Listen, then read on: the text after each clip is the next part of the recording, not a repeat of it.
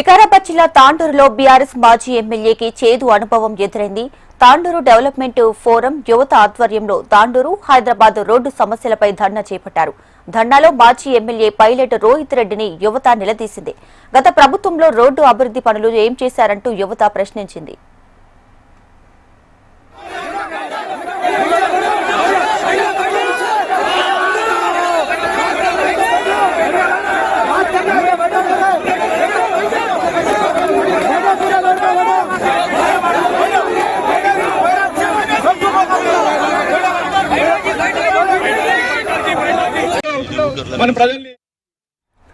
వికారాబాద్ జిల్లా తాండూరులో బీఆర్ఎస్ మాజీ ఎమ్మెల్యేకు చేదు అనుభవం ఎదురైంది.